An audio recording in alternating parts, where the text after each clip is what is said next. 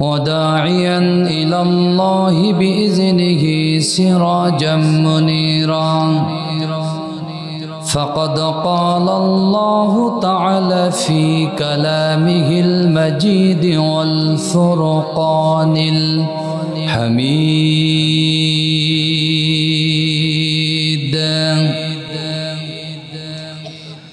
أعوذ بالله من الشيطان الرجيم بسم الله الرحمن الرحيم هو الذي أرسل رسوله بالهدى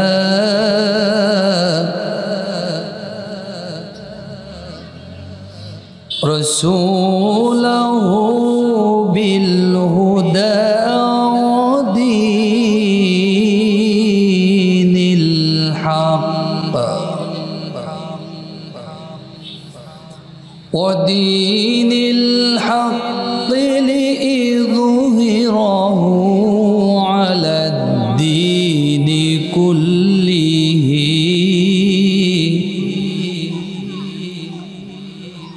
على الدين كله ولو كره المشركون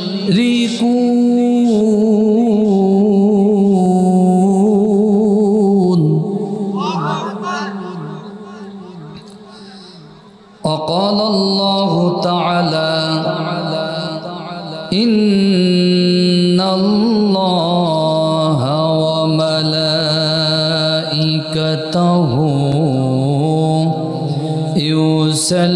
يصلون على النبي يا أيها الذين آمنوا صلوا عليه وسلموا تسليما اللهم صل على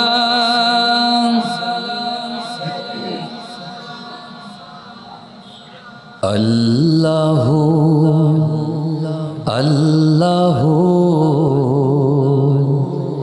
কি যে মধুর নাম আল্লাহ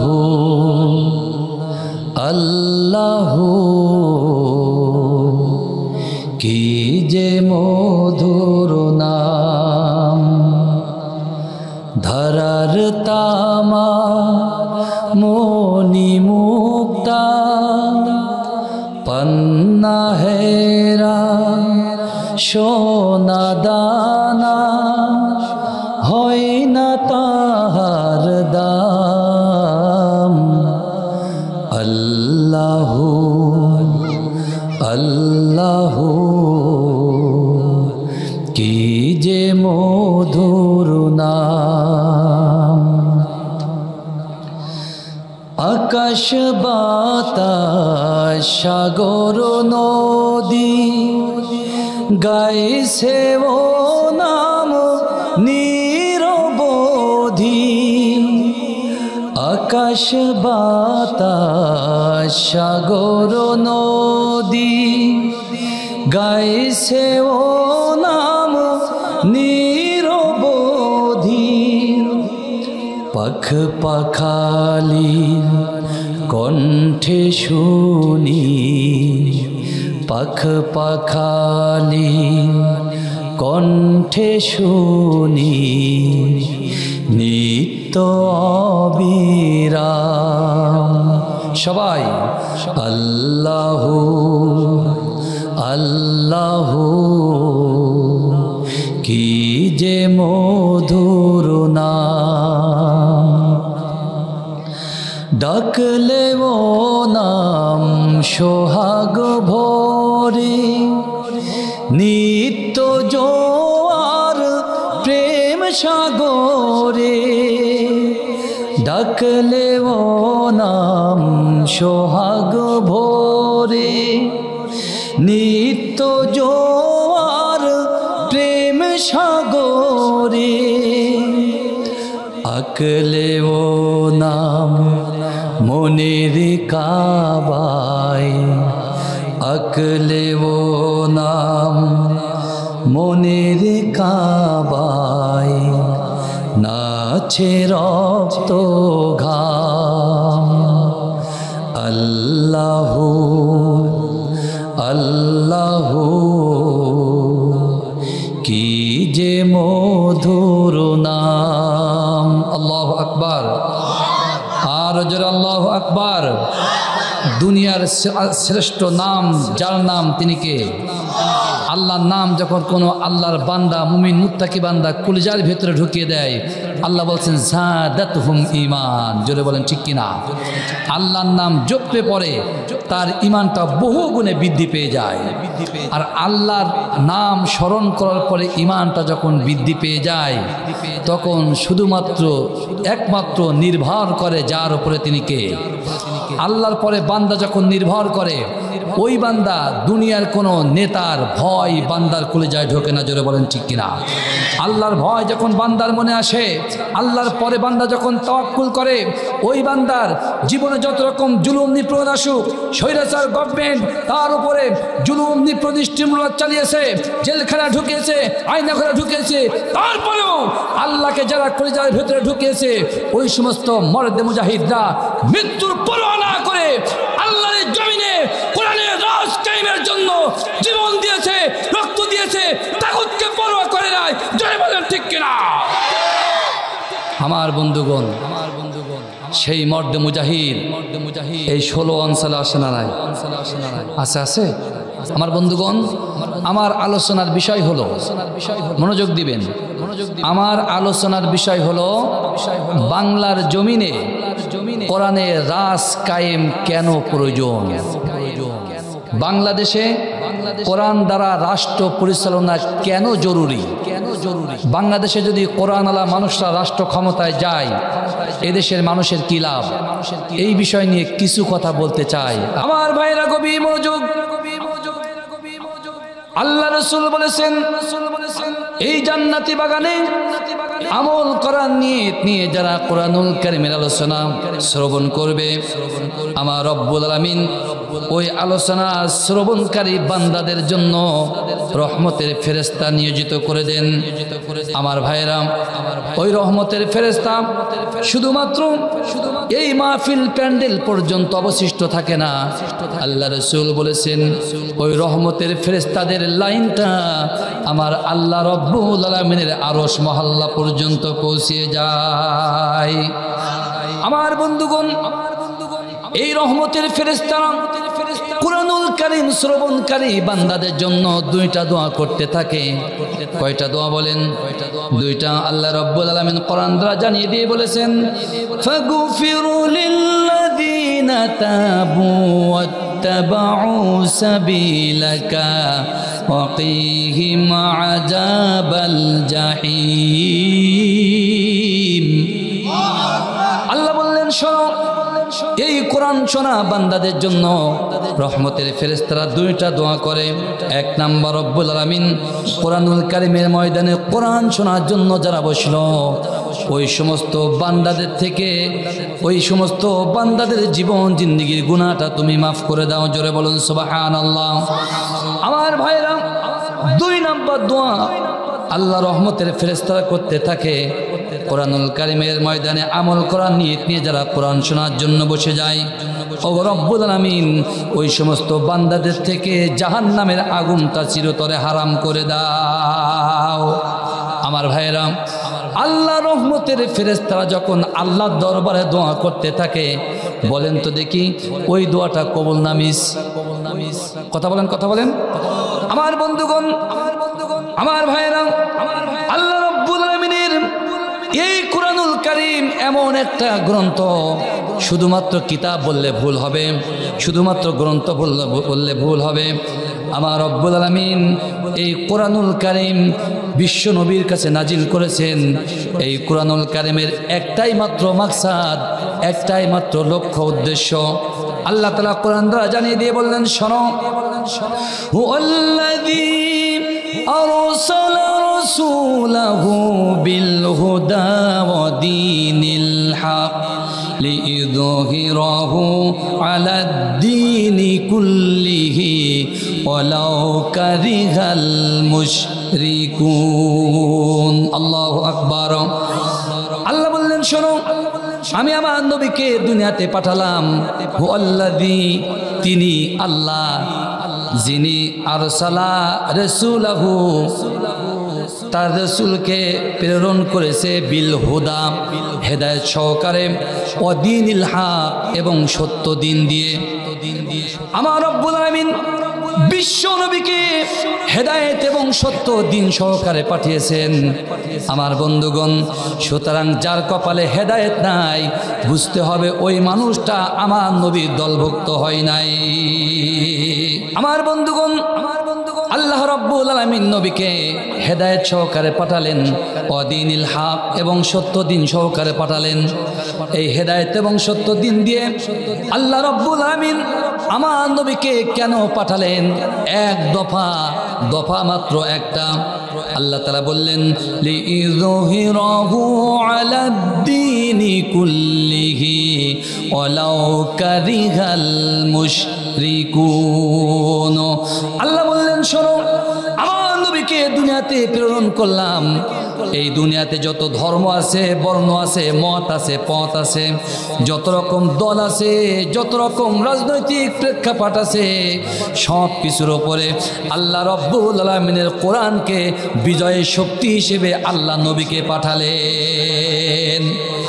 আল্লাহ বললেন, শোনো, এই কোরআনুল কারীমকে বিজয়ী শক্তি হিসেবে যারা অপছন্দ করে, আল্লাহর কোরআনের রাজ কায়েম হোক অপছন্দ যারা করে, আল্লাহ বললেন, ওয়ালাউ কারিহাল মুশরিকুন, যারা অপছন্দ করে ওরা একটাও মুসলমান না, যদিও মুসলমানের ঘরে জন্মগ্রহণ করে, আল্লাহ বললেন ওরা সব কটা টাট্রা মুশরিক।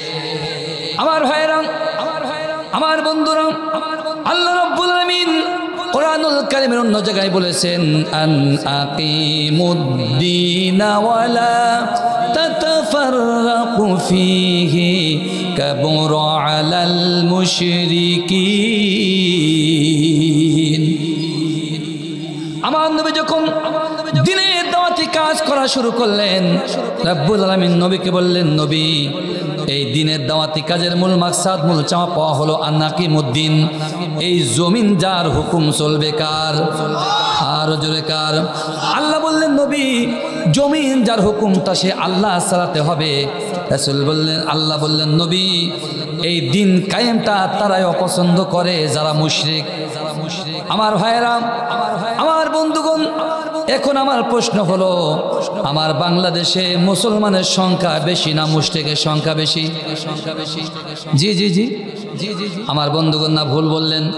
আমার বাংলাদেশে মুসলমান কিন্তু 95% উপরে নামধারী মুসলমান। জোরে বলেন ঠিক কিনা? আমার বন্ধুরা, আল্লাহ বললেন, আনাকিমুদ্দিন, দিন কায়েম করা লাগবে।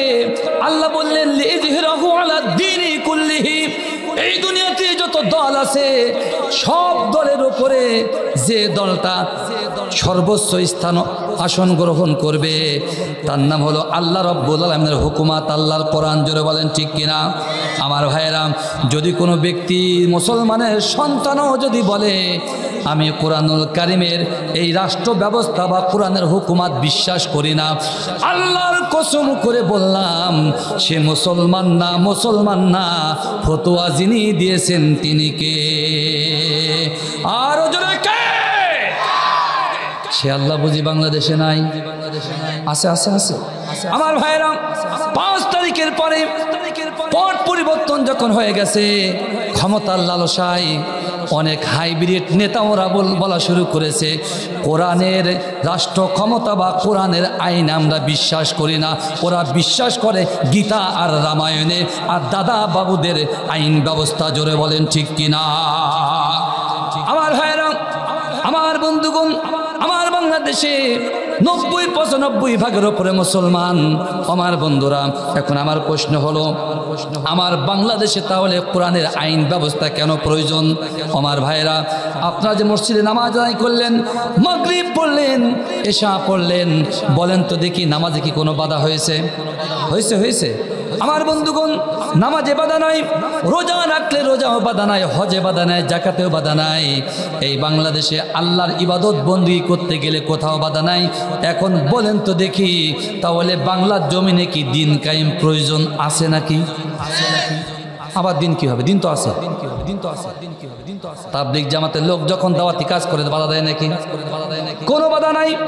আমার ভাইরা, বাধা যেহেতু নাই, আমার মনে হয় আন আকিমুদ্দিন এই আয়াতটা বাংলার জমিনের জন্য প্রয়োজন নাই। ও আমার ভাইরা, আমার বন্ধুগণ, এই বাংলার জমিনে আল্লাহর কোরআনুল কারিমে রাজ কায়েম কেন প্রয়োজন, গুরুত্বপূর্ণ কেন? আমার ভাইরা আসুন, মাত্র 2 থেকে 3টা পয়েন্ট বলে আমি আমার আলোচনা নীতি টানবো ইনশাল্লাহ।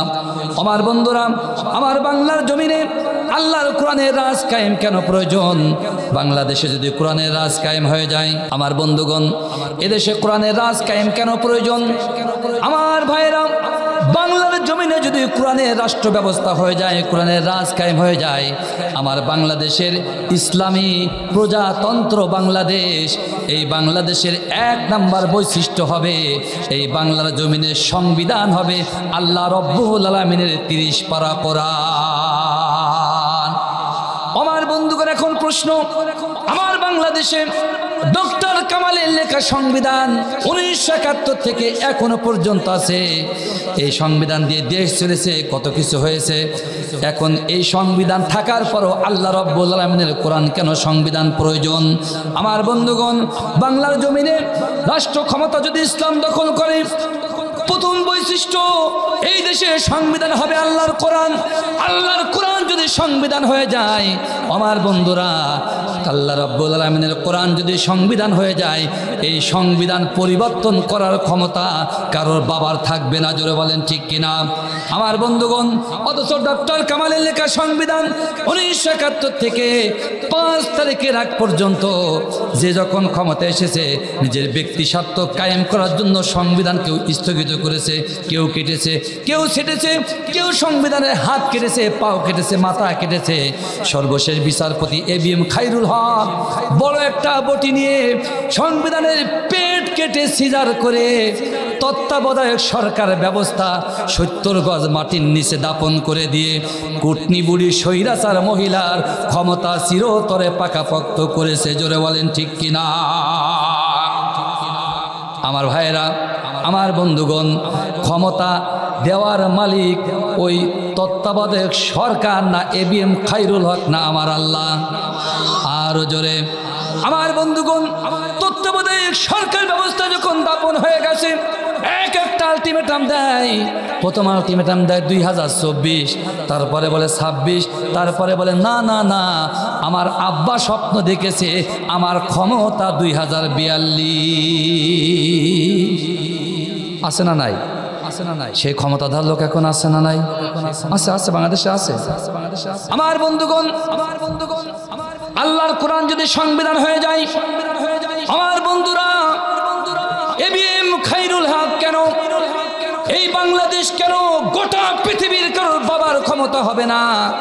বাংলাদেশের কোরআন নামক সংবিধান থেকে একটা অক্ষর, একটা আয়াত কেটে বা সেটে বাতিল করবে এমন কোনো বাবার বেটা মায়ের লাল বাংলার জমিনে জন্মগ্রহণ করে নাই। জোরে বলেন ঠিক কিনা?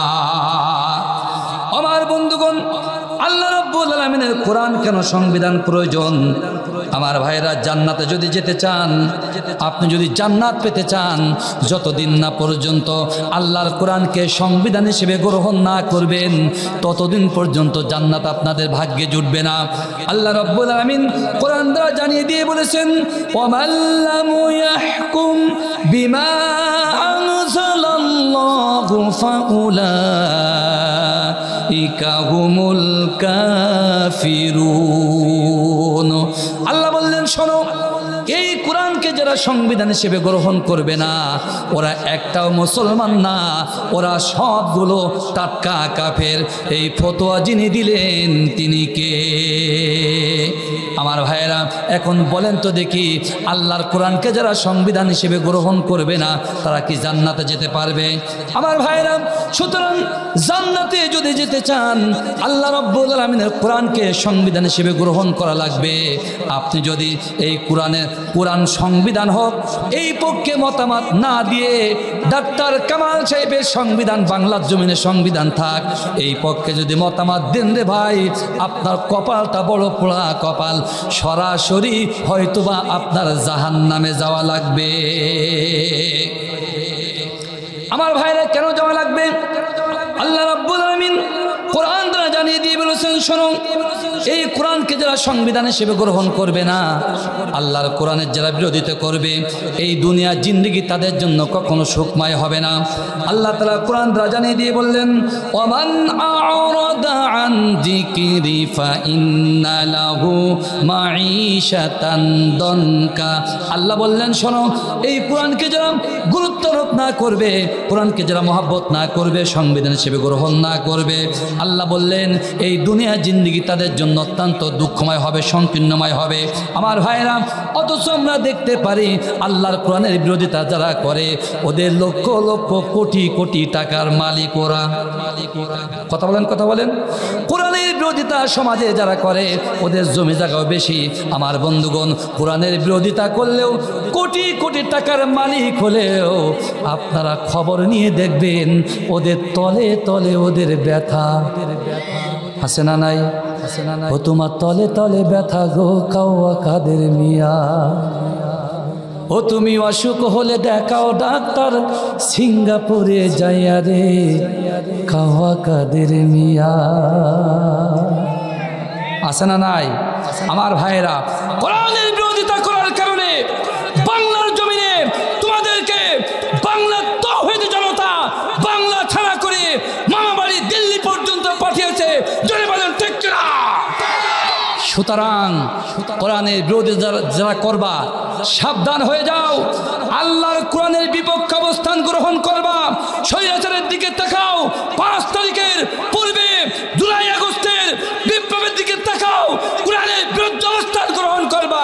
বাংলার জমি ছায়া লাগবে, দেশ ছায়া লাগবে, বউ ছায়া লাগবে। জোরে বলেন ঠিক কিনা?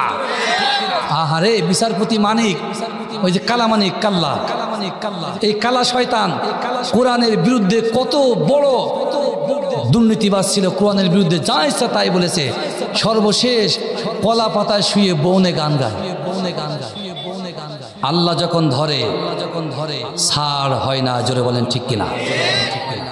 আল্লাহ রাব্বুল আলামিনের এই কোরআনুল কারীম যদি কেউ সংবিধান হিসেবে গ্রহণ না করে, এই দুনিয়া জিন্দেগি কোনোদিন তাদের জন্য সুখময় হবে না। জোরে বলেন ঠিক কিনা? আমার বাংলার জমিনে আল্লাহর কোরআন কেন এই রাষ্ট্র ক্ষমতায় প্রয়োজন? আমার ভাইরা, এই যে তাফসির মাহফিল আয়োজন করা হয়, ওয়াজ মাহফিল আয়োজন করা হয়, বাংলাদেশে যত জায়গায় তাফসির মাহফিল গুনাল আয়োজন করা হয়, অ্যারেঞ্জ করা হয়, কমিটিদের অন্যতম একটা মূল লক্ষ্য উদ্দেশ্য থাকে, যেখানে যাই না কেন কমিটিরা হাত ধরে বলে, হুজুর একটু নামাজ সম্পর্কে বয়ান করবেন, নামাজের বয়ান করবেন। আমরা বলি, ভাই কেন?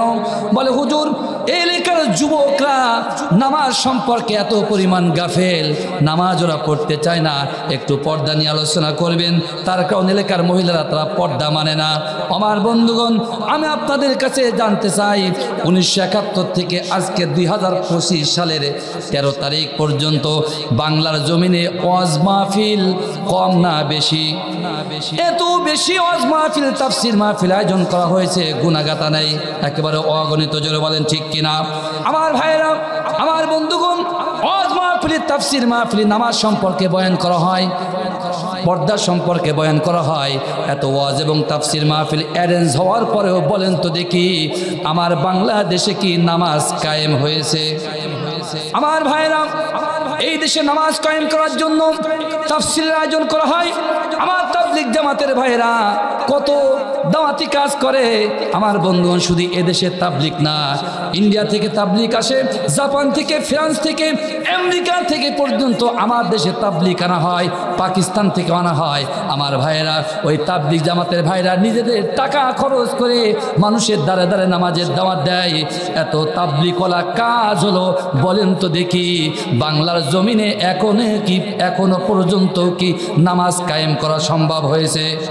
আমার ভাইয়েরা, আল্লাহর কসম করে বলি, কিয়ামত পর্যন্ত যদি এই হালাতে যায়, এই অবস্থায় যায়, বাংলার জমিনে নামাজ কায়েম হবে না, 1000% গ্যারান্টি দিয়ে গেলাম। আমার বন্ধুরা, শুধু একটাবারের জন্য বাংলার সংসদ ভবনে কোরআনওয়ালা মানুষদেরকে পাঠায় দেন। দেখবেন 1971 থেকে 25 সাল পর্যন্ত যত বছর গেছে এত বছর লাগবে না।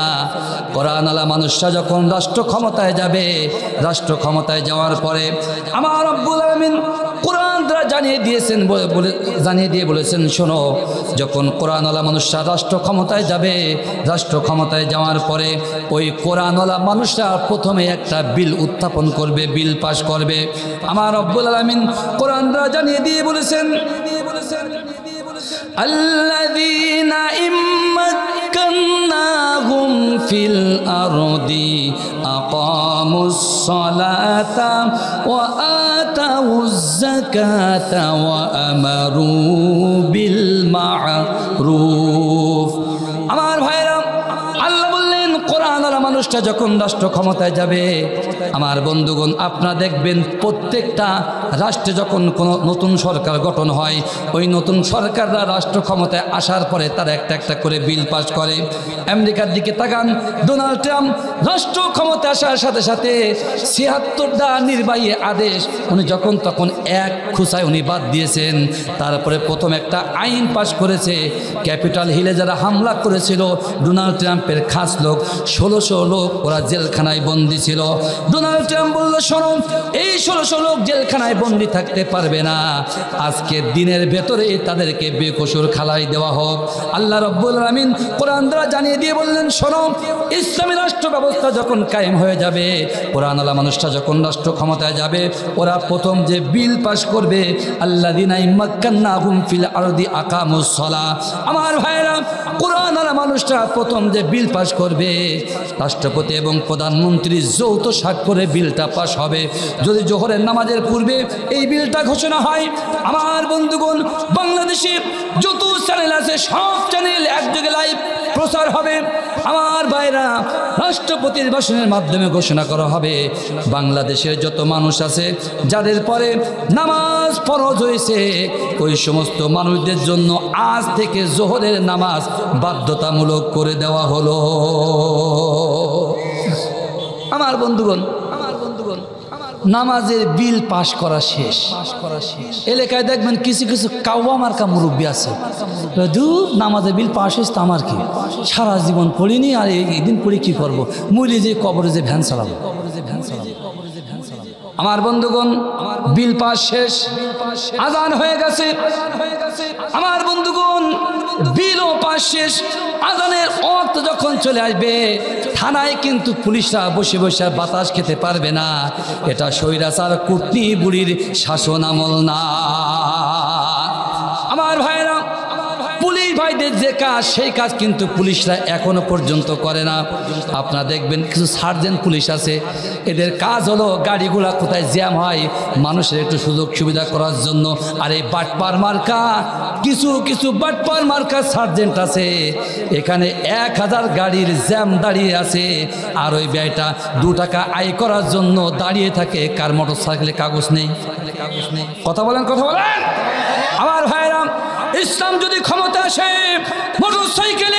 মোটরসাইকেল ধরে, গাড়ি ধরে অন্যায়ভাবে টাকা কামাই করা, ঘুষ নেওয়ার স্বাদ, ওই চৌরাস্তার মাথায় একওয়ালা বাঁশ পুঁতে মাথার উপরে, বাঁশের উপরে রাখা হবে।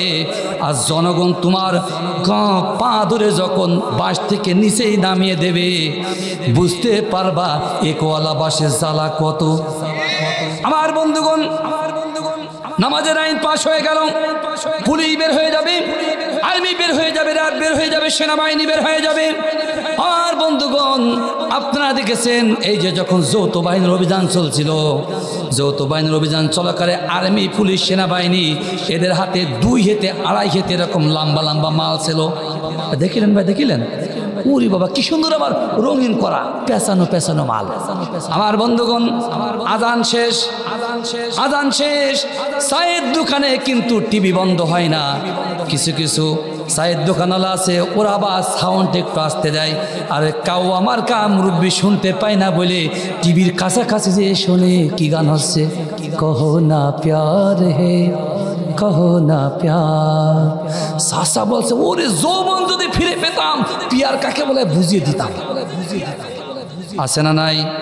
আমার ভাইরা, চাচা যখন পিয়ারটা দেখাতে যাবে, পিছন থেকে আর্মি এসে আস্তে আস্তে কাপড়টা উঁচু করে ওই 2.5 হাতে মাল দিয়ে যখন কুপানে শুরু করবে, চাচা বলবে, পিয়ার দরকার নেই, জীবন যদি বাঁচাতে চাস আগে যে 16 বাজারে ইমাম সাহেবের পিছনে দাঁড়া, আল্লাহু আকবার, উযু দরকার না।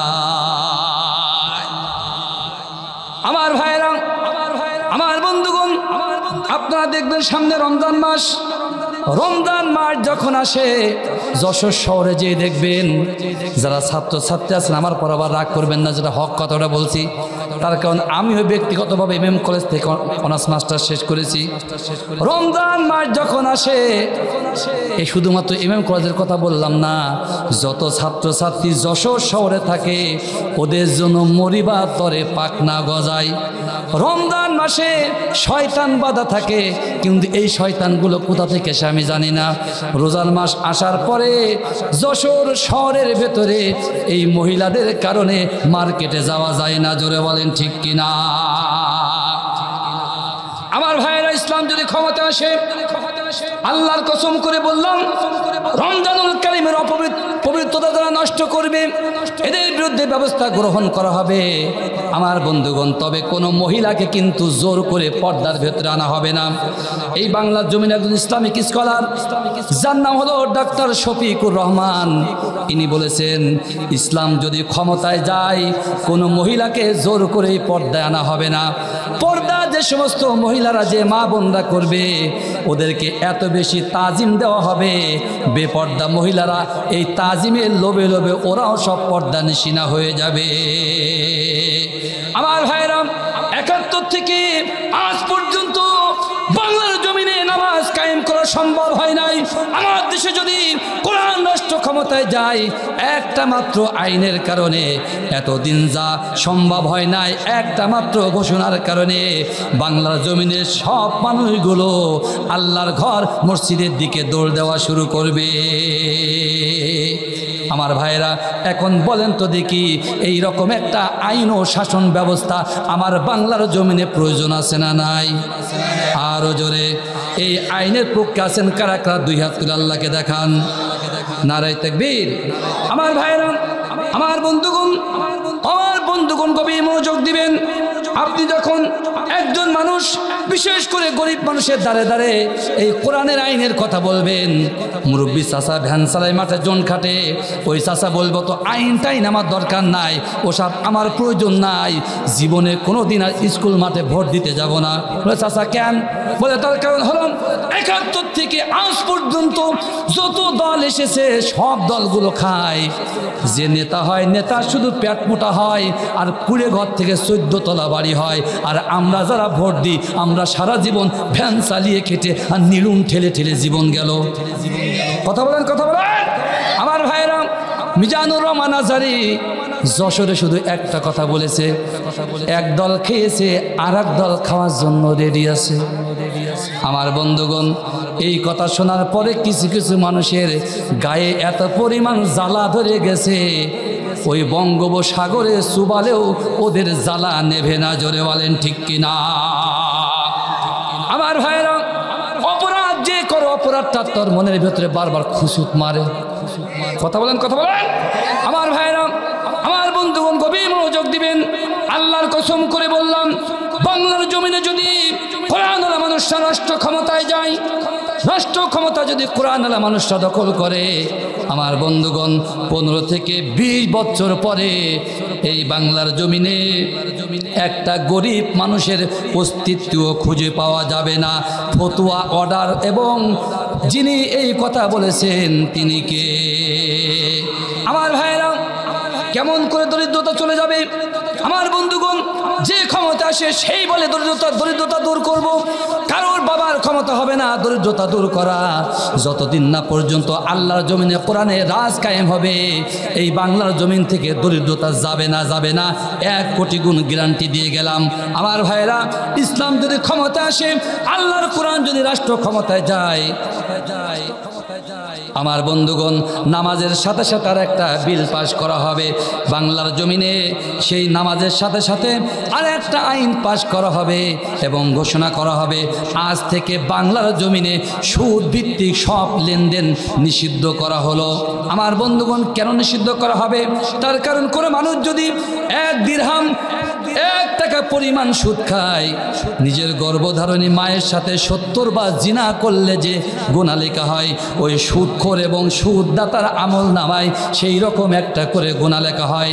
আমার বন্ধুগণ, এখন বলেন তো দেখি, এলাকায় কোনো ইমাম যদি সুদ খায় বা মায়ের সাথে জিনা করার মতো গুনাহ করে, আপনারা কি সেই ইমামের পিছনে নামাজ পড়বেন? কখনো পড়বেন না। আমার বন্ধুগণ, এই কারণে সুদ নিষিদ্ধ করা হবে। আর বাংলার জমিনে সুদ যখন নিষিদ্ধ করা হবে, তার সাথে সাথে আরেকটা ব্যবস্থা পাশ করা হবে। এই বাংলার জমিনে যাকাত ভিত্তিক অর্থ ব্যবস্থা চালু করা হবে। আমার ভাইরা, যাকাত ভিত্তিক অর্থ ব্যবস্থা যদি আমার বাংলার জমিনে চালু হয়ে যায়, যাকাত ভিত্তিক অর্থ ব্যবস্থা যদি বাংলার জমিনে কায়েম হয়ে যায়, আমার বন্ধুগণ, এই দেশের মানুষের কী লাভ, গরিব মানুষের কী লাভ? আমার ভাইরা, আমার বন্ধুগণ, আল্লাহ রাব্বুল আলামিন কোরআন দ্বারা জানিয়ে দিয়ে বলেছেন, শোনো, এই দুনিয়া জিন্দেগিতে যদি যাকাত ভিত্তিক অর্থ ব্যবস্থা কায়েম হয়ে যায়, ওয়ালাউ আন্না আহলাল কুরা আমানু ওয়াত্তাকাউ লাফাতাহনা আলাইহিম বারাকাতিম মিনাস সামাই ওয়াল আরদ।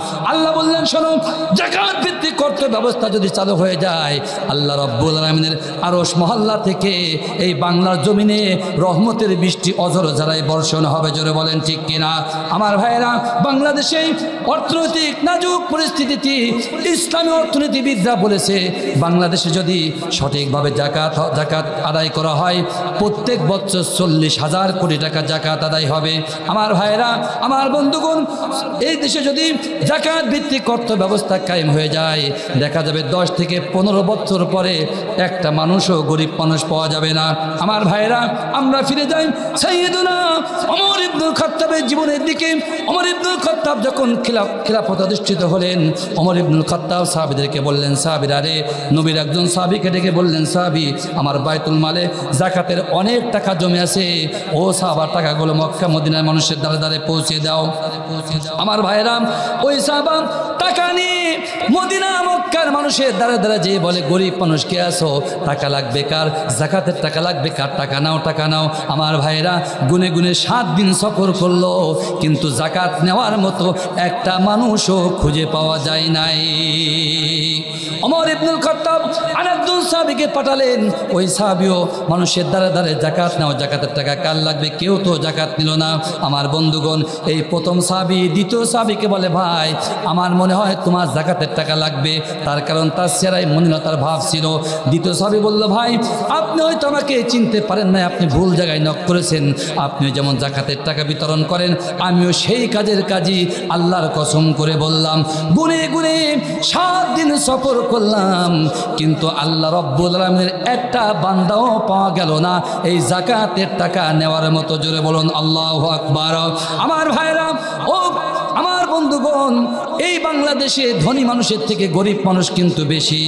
আল্লাহ রাব্বুল আলামিন বললেন, যদি এই বাংলাদেশের মানুষরা কোরআন ভিত্তিক রাষ্ট্র ব্যবস্থা গ্রহণ করে মেনে নেয়, দেখা যাবে 8 থেকে 10 বছর 15 বছর পরে এই বাংলার জমিনে একটা গরিব মানুষও খুঁজে পাওয়া যাবে না।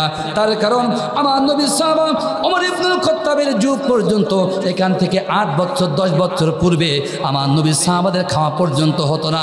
আমার বন্ধুগণ, একদিন, 2 দিন, 3 দিন পর্যন্ত না খাওয়া থাকতো। সেই সাহাবারা যখন আল্লাহ রব্বুল আলামিনের কুরআনুল কারীমের আইনটা মেনে নিয়েছে, আল্লাহ রব্বুল আলামিন এমন রহমতের বৃষ্টি বর্ষণ করেছে, মক্কা মদিনায় যাকাত নেওয়ার মতো একটা মানুষও খুঁজে পাওয়া যায় না। আমার ভাইরা, সুতরাং বাংলার জমিনে যদি যাকাত ভিত্তিক অর্থ ব্যবস্থা এবং কোরআনের রাজ কায়েমের কারণে কোনো গরিব মানুষ খুঁজে না পাওয়া যায়, এমন একটা রাষ্ট্র ব্যবস্থা আমার দেশে প্রয়োজন আছে না? না, আরো জোরে। আমার বন্ধুগণ, আমার ভাইরা, সেই রাষ্ট্র ব্যবস্থা কায়েম করতে গেলে শুধু ওয়াজ শুনে আর বাড়ি বসে থাকলে হবে? আল্লাহ তাআলা কোরআন জানিয়ে দিয়ে বললেন, ওয়াতুজাহিদুনা ফি সাবিলিল্লাহি বিআমওয়ালিকুম ওয়া আনফুসিকুম। আল্লাহ বললেন, শোনো, কুরআনুল কারীমের রাষ্ট্র ব্যবস্থা যদি কায়েম করতে চাও, তোমাদের 2টা উপাদান লাগবে। এক নম্বর, আল্লাহ তাআলা বললেন বিআমওয়ালিকুম, তোমাদের মাল দেওয়া লাগবে এবং তোমাদের সরাসরি আল্লাহ রাব্বুল আলামিনের দ্বীন কায়েমের আন্দোলনে যোগ দেওয়া লাগবে। জোরে বলেন ঠিক কিনা? আমার ভাইরা, আগামী দিন বাংলার জমিনে কুরআনুল কারীমের রাষ্ট্র ব্যবস্থা কায়েমের জন্য এই জান এবং মাল দেওয়ার জন্য রাজি আছেন কারা কারা? 2 হাত তুলে আল্লাহকে দেখাই দেন। নারায়ে তাকবীর। আমার বন্ধুগণ, আমার ভাইরা, আল্লাহ রাব্বুল আলামিনের মহব্বত যাদের ভেতরে থাকবে না এবং জান এবং মাল আল্লাহর রাস্তায় দান করার নিয়ত এবং লক্ষ্য উদ্দেশ্য যাদের থাকবে না, কঠিন কালেও জান্নাত তাদের কপালে জুটবে না।